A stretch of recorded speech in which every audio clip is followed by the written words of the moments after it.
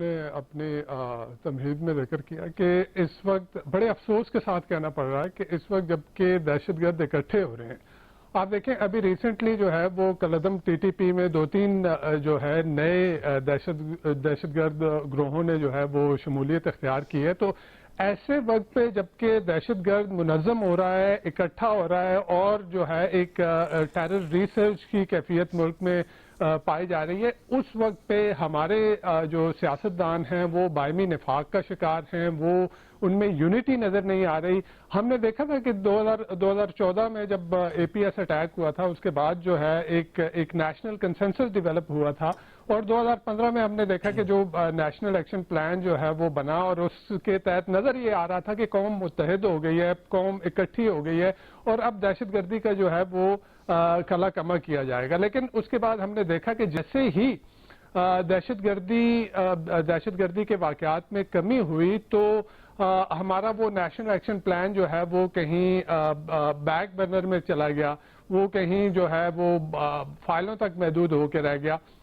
اور ہماری ترجیحات جو ہے وہ افغانستان میں اپنے اسٹریٹجک مقاصد کے حصول کے لیے ہماری ترجیحات وہاں پہ منتقل ہو گئیں، اور ہمارے پالیسی سازوں نے، ہمارے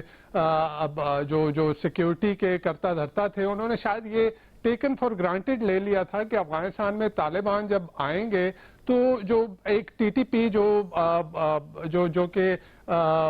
آپریشن کے نتیجے میں جو ہے وہ بارڈر کے اس پار چلی گئی تھی اور وہاں پہ انہوں نے اپنی محفوظ پناہگاہیں بنا لی تھیں، جو اس سے پہلے جو اشرف غنی کی گورنمنٹ تھی ان کے ساتھ بارہا پاکستان نے یہ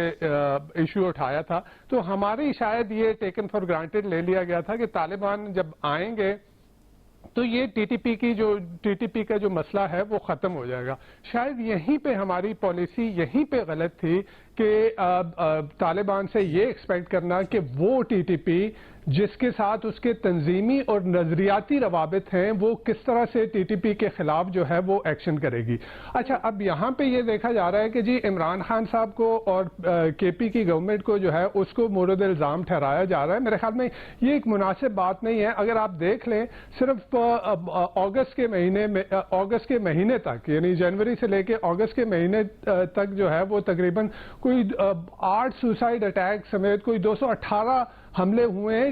کے پی پولیس کے اوپر، جس میں تقریباً 122 پولیس اہلکار شہید ہوئے اور تقریباً 128 زخمی ہوئے. اچھا، اب سی ٹی ڈی جو ہے یہ تو ہماری ملٹری کا یہ ایک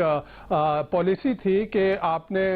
ٹیک اوور کرنا ہے، پھر آپ to fight and to transfer, to hold and to transfer کے نتیجے میں جب اب سی ٹی ڈی کے پاس آئی. اب یہاں پہ دیکھیں کے پی سی ٹی ڈی کا بجٹ اٹھا کے اگر دیکھ لیں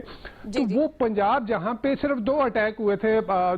2022 کے اسی دوران، وہاں پہ سی ٹی ڈی کا بجٹ دیکھیں اور کے پی میں سی ٹی ڈی کا بجٹ دیکھیں. اب وہ جو سی ٹی ڈی کا بجٹ ہے اس میں بھی آپ دیکھ لیں تو 94% جو ہے وہ تو تنخواہوں میں چلا جاتا ہے، اور اس میں سے صرف 6% یا 5% جو ہے وہ آپریشنل اس میں آتا ہے. تو ہماری ترجیحات جو ہے بدل گئی تھیں. من حیث القوم ہمیں اپنی اسٹریٹجی کو اس کو مورد الزام ٹھہرانا چاہیے. ہمیں ایک دوسرے کے اوپر جو ہے وہ الزام تراشی کی بجائے ہمیں بیٹھ کے دوبارہ سوچنا چاہیے کہ کہاں